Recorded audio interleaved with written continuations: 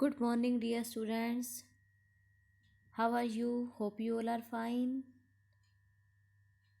Today we will do a new chapter, advertising. What is advertising? सभी को पता है, सबने अपनी लाइफ में एडवर्टाइजिंग को देखा है। क्या है एडवर्टाइजिंग? जब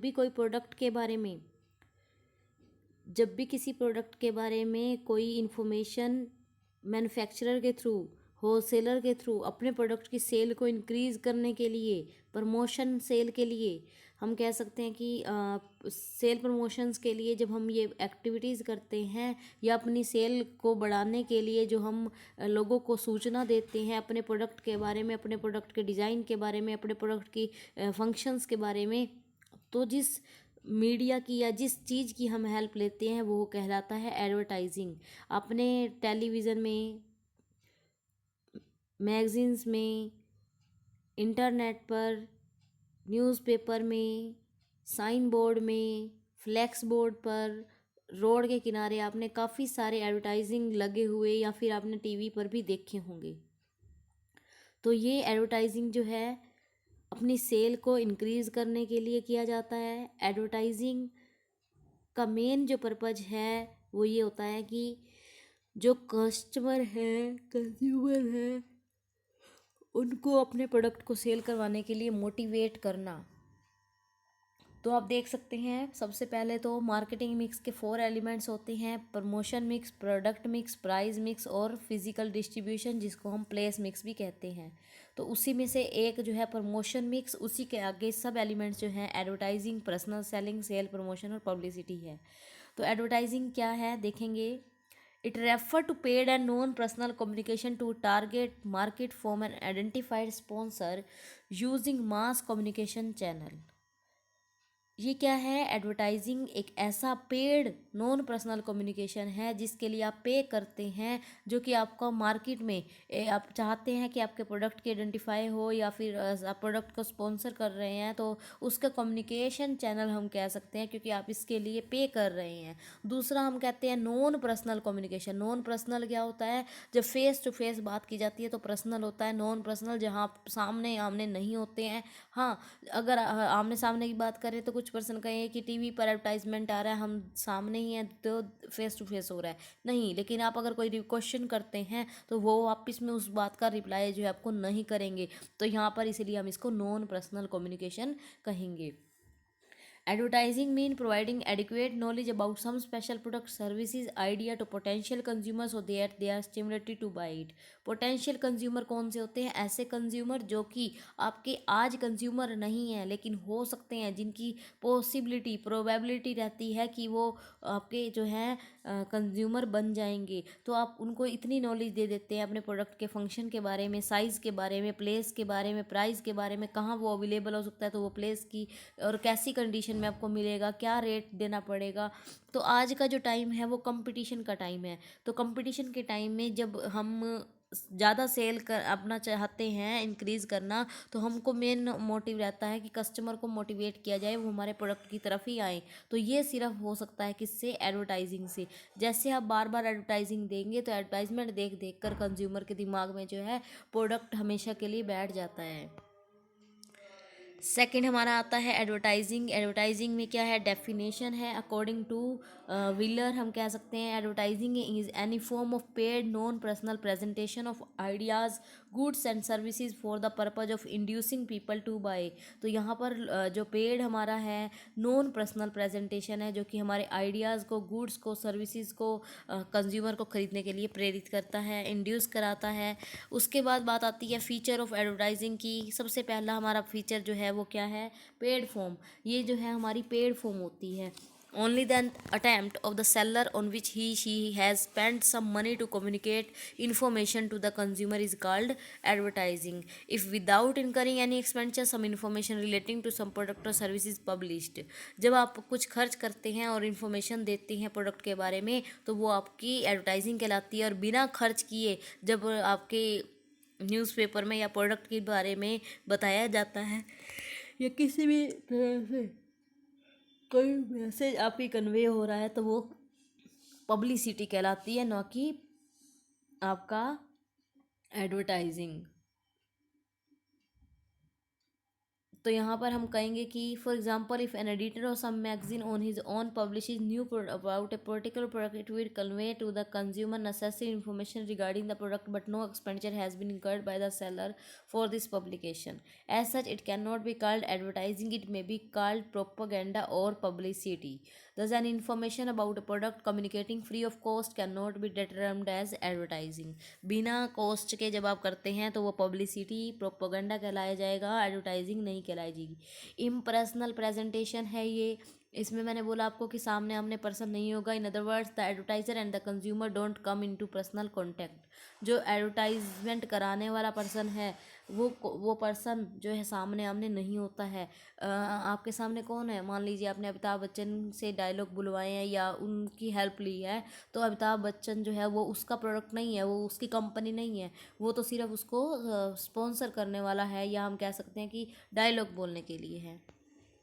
speedy and mass communication, advertising जो है एक बहुत ही फास्टली कम्युनिकेशन है, जो कि बहुत स्पीड मीडियम है, हम कह सकते हैं स्पीडी मीडियम है, जिससे हम एक ही जगह पर अगर आपने एक ऐड दे दी तो वो क्या होगी, करोड़ों लोगों के घर में टीवी चल रहा होगा, तो उस टाइम पर सेम मोमेंट पर आप जो है वो प्रोडक्ट जो है उसके बारे में लोग जान सकते हैं बहुत ही जल्दी। और एक दिन में कितनी बार आती है तो पता नहीं कितनी बार लोग देखते हैं उसको। आइडेंटिफाइड स्पॉन्सर, तो यहाँ पर जो बात आती है अनदर फीचर जो है इसका वो है advertising is that its sponsor can be identified whenever he we come across an advertisement its sponsor is easily recognise. Obviously the sponsor can be either the seller or the producer of that product or service. If due to some reason it is difficult to identify the sponsor, that then information cannot be called advertising, it will be called propaganda or publicity. तो ये कहता है कि another feature जो है वो ये होता है कि स्पॉन्सर के आइडेंटिफाइड की बात आ जाती है कि आइडेंटिफाइड जो है उसमें किया जा सकता है वेन एवर वी के एडवर्टाइजमेंट में अगर वो स्पॉन्सर जो होता है वो भी दिखाई देता है। जैसे कि एमडीएच मसाले में हम कह सकते हैं कि जो उनका ओल्ड एज पर्सन है वो क्या है स्पॉन्सर होगा तो वो इजीली रिकॉग्नाइज हो जाएगा। Sponsor can be either the seller और द प्रोड्यूसर, दोनों हो सकते हैं। If due to some reason it is difficult to identify the sponsor, that information can not be called advertising. अगर प्रोडक्ट के एडवर्टाइजमेंट में उस स्पॉन्सर के बारे में आपको कोई बात नहीं कही है तो आप उसको नहीं पहचान पाएंगे। फिर हमारा नेक्स्ट पॉइंट आता है सेल प्रमोशन का। तो सेल प्रमोशन क्या है?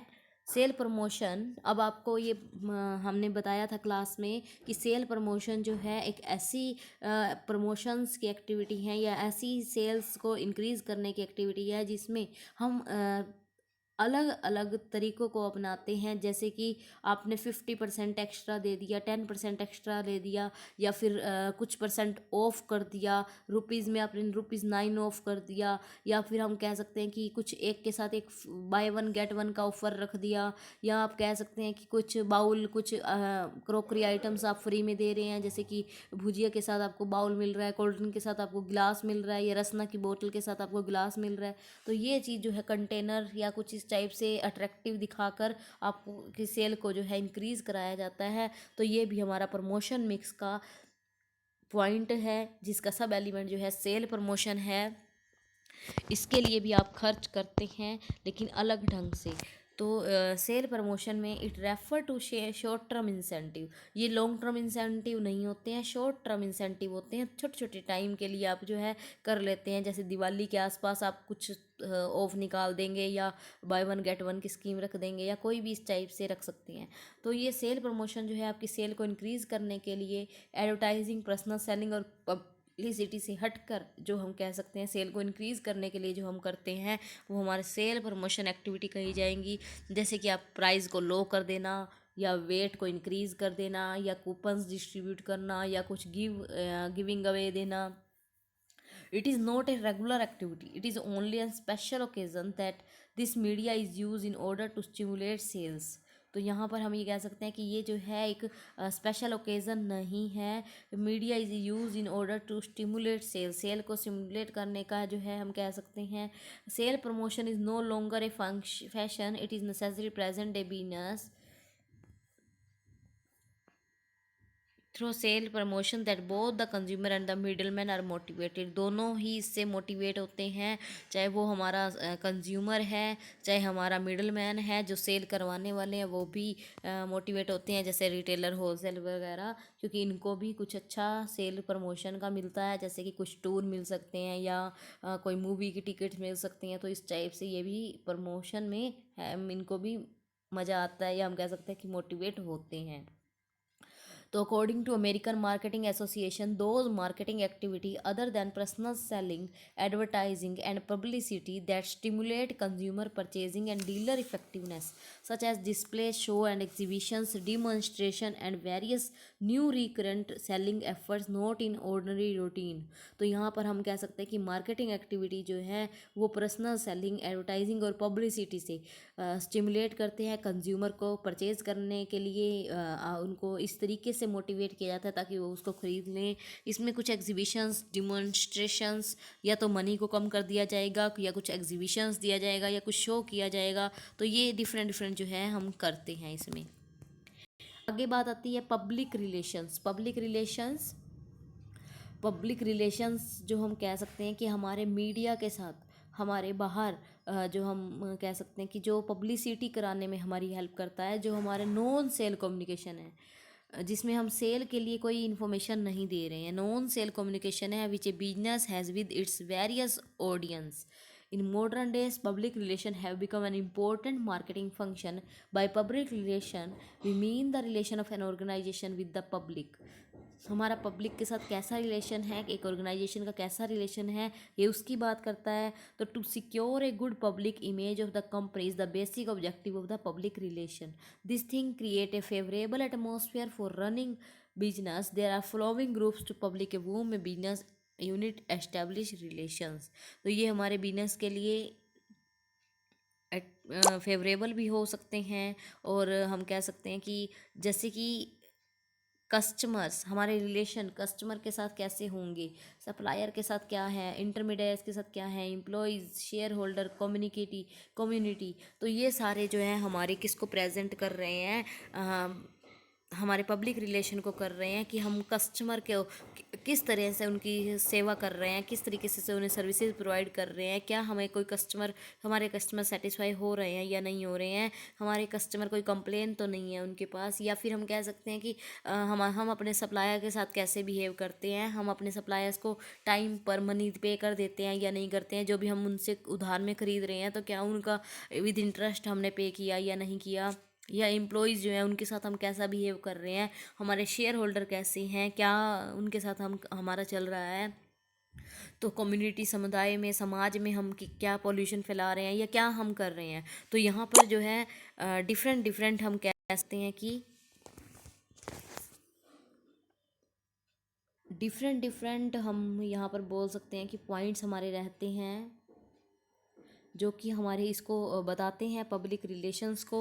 तो उससे पहले हम ये देखेंगे कि डेफिनेशन है, according to British Institute of public relation is the deliberate planned and sustain effort to establish and maintain mutual understanding between an organisation and its public के बीच में और ऑर्गेनाइजेशन के बीच में जो भी एक म्यूचुअल अंडरस्टैंडिंग होती है उसको मेंटेन करना, प्लान करना, डेलिब्रेट करना, सस्टेन करना जो है एफर्ट है, वो हमारा पब्लिक रिलेशन कहलाता है। या फिर हम इजीली बात करें तो it refer to the relation of an organization with the public के साथ जो रिलेशन होता है ये उसकी बात करता है।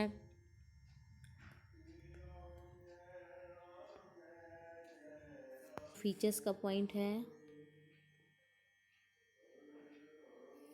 फर्स्ट हमारा जो है फीचर्स का पॉइंट हम इसमें देख सकते हैं, securing cooperation of public relation is an activity to get support from public. Every organisation want to run successfully for this public or related protagonist like consumer, employees, shareholder and society.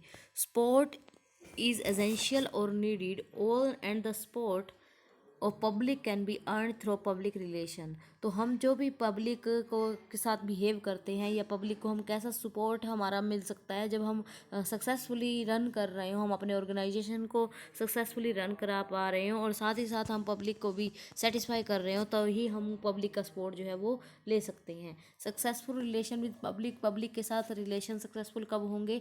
जब sometime public develop negative attitude toward any company, the attitude could be change bye establish public relation which help in developing better relation with public. तो कई बार जब negative attitude आता है उसको ख़त्म कर देना या उसमें चेंजेस कर देना जो है, उससे हम जो है उसको सेटिस्फाई कर सकते हैं।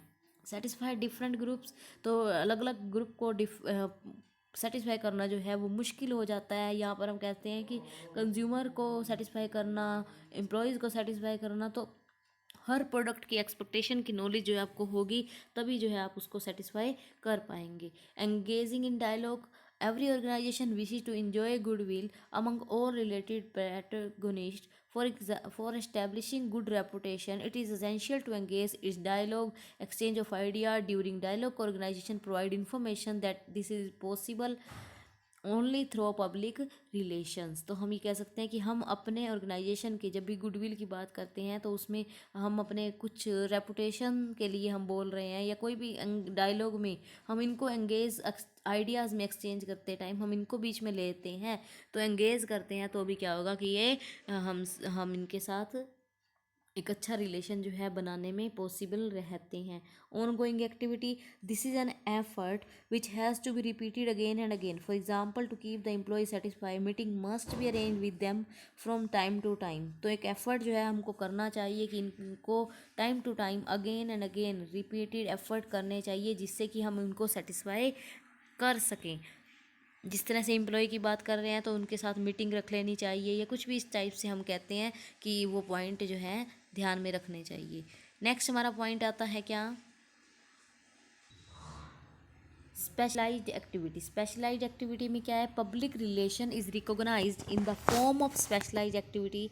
For example, like the other activity, purchase, production, sale, finance, marketing, it is in a business organization. Public relation activities also perform under the same series of the activity. This is the reason will all begin organization establish public relation department separately. तो यहाँ पर हम कहते हैं कि इनको specialise activity जो है रखनी ही चाहिए, जिससे कि इनकी पहचान अलग से हो सके। तो ये अच्छा रिलेशन जो है अपने सेलर के साथ या फिर हम कह सकते हैं सप्लायर के साथ, या हम हो कंज्यूमर, अलग अलग जो भी पर्सनस के नेम हैं उनके साथ ये अच्छा रिलेशन जो है बना सकते हैं। नेक्स्ट हमारा पॉइंट आता है tools to establish public relation. कौन कौन से टूल्स जो हैं हम इसमें यूज़ कर सकते हैं पब्लिक के साथ रिलेशन बनाने में? तो ये पब्लिक रिलेशन जो है एक इम्पोर्टेंट रोल प्ले करता है एक पब्लिक कंपनी की पब्लिक इमेज को डेवलप करने में। तो अगर आपका रिलेशन अच्छा होगा तो आप सभी से सब आपसे सेटिस्फाई होंगे। जब सेटिस्फाई होंगे तो वो आपके लिए अच्छा ही कहेंगे। तो न्यूज़ जो होती है वो भी कन्वे करती है information to the public.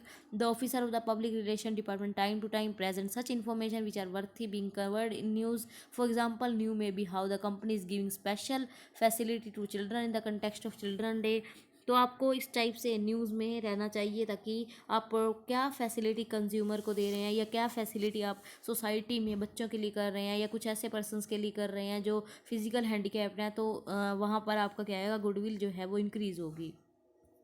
Event, कुछ आप इवेंट ऐसे करते हैं, प्रेस कॉन्फ्रेंस करवाते हैं या कोई नया ऑफिस ओपन किया है आपने या कोई फैक्ट्री लगाई है तो कुछ उसकी सेरेमनी करते हैं, जिससे क्या होगा, इवेंट्स करने पर भी आपकी रेपुटेशन पे जो है गुडविल इंक्रीज़ होती है।